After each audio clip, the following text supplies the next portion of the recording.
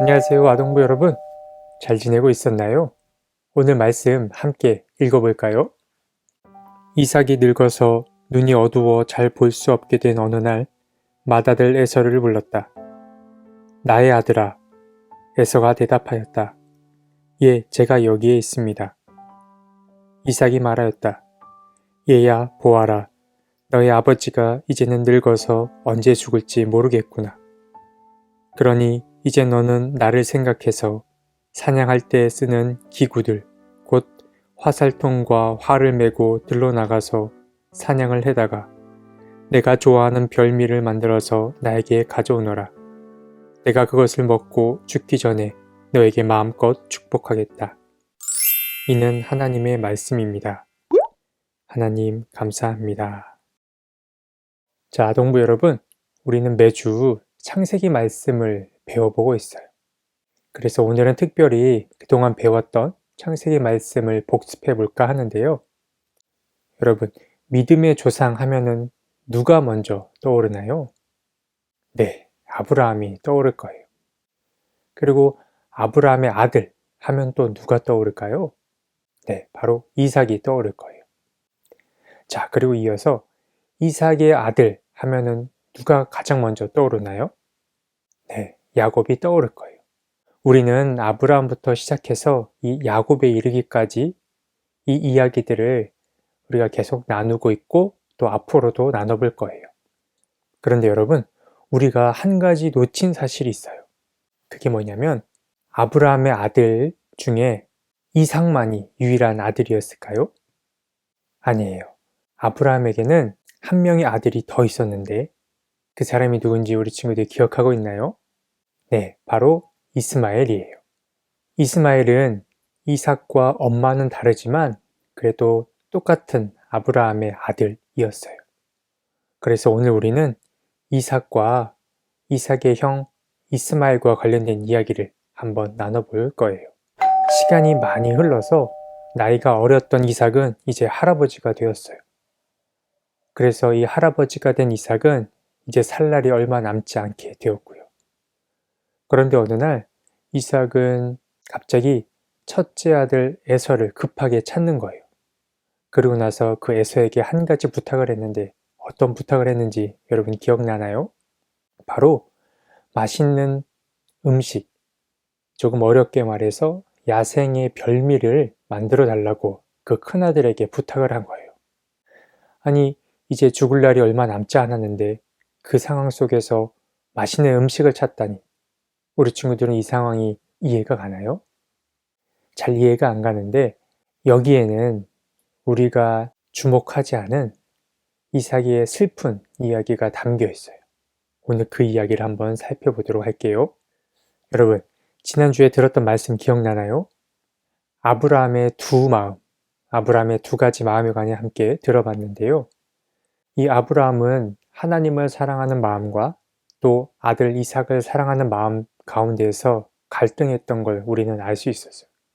그런데 오늘은 이 아브라함의 아들, 산채로 제물로 바쳐질 뻔한 이 이삭에게 조금 관심을 가져보려고 해요.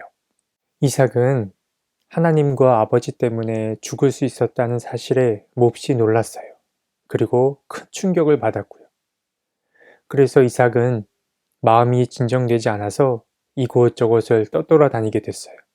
그렇게 이곳저곳을 떠돌던 이삭은 광야로 나가게 되었는데 여러분, 광야 하면 어디가 가장 먼저 떠오르나요? 바로 쉽게 생각하면 사막을 떠올리면 돼요. 사막은 어떤 곳이죠?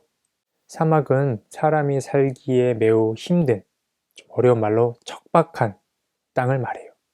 이삭은 마음이 심란하고 진정되지 않아서 이곳저곳을 떠돌아다니다가 광야에까지 이르게 되었어요. 그런데 광야를 계속 걷던 이삭은 갑자기 한 명의 사람이 떠오르는 걸 느꼈어요. 이삭은 과연 이 광야에서 누구를 떠올렸던 것일까요? 네, 바로 형 이스마엘을 떠올리게 됐어요. 그래서 그는 자신이 산채로 죽을지도 몰랐던 그 두려운 마음, 그 슬픈 마음을 이 형은 이해해 줄 것 같다라는 생각으로 광야에 살고 있는 이스마엘을 찾아 떠났어요. 아주 힘겹게 광야에 살고 있던 형 이스마엘을 만난 이삭은 형에게 따뜻한 밥 한 끼를 해달라고 이야기를 했어요. 광야에서 돌아온 이삭을 본 이 형 이스마엘은 이삭의 얼굴을 보자마자 그의 마음속에 있는 슬픔을 읽어낼 수 있었어요.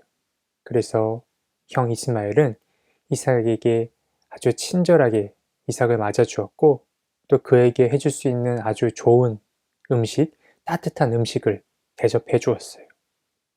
그러니까 이때 이삭이 먹은 음식은 그냥 특별한 야생 음식이 아니라 이 음식에 담긴 형 이스마엘의 위로와 공감을 말한다고 볼 수 있어요.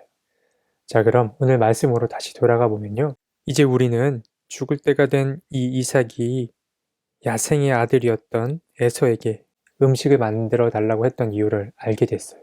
왜 다 늙은 이삭은 에서에게 맛있는 음식을 만들어 달라고 했을까요? 이삭은 단순히 먹을 것을 밝히는 사람이 아니라 먹을 것에 담긴 소중한 기억, 소중한 추억을 떠올렸던 거예요. 그리고 그가 특별히 첫째 아들 에서에게 음식을 만들어 달라고 한 것은 이 에서는 열심히 밖에서 사냥을 하는 야생의 사람이었기 때문에 이 에서를 통해서 형 이스마엘을 더더욱 떠올릴 수 있었기 때문이에요. 그러니까 이삭이 먹으려 했던 음식은 자신의 지난 시절 아픔과 외로움을 달래준 형의 마음이었던 거예요. 자, 아동부 여러분, 성경에는 참 많은 이야기, 다양한 이야기가 담겨 있어요. 그리고 그 이야기는 읽을 때마다 새롭게 우리에게 다가오고요.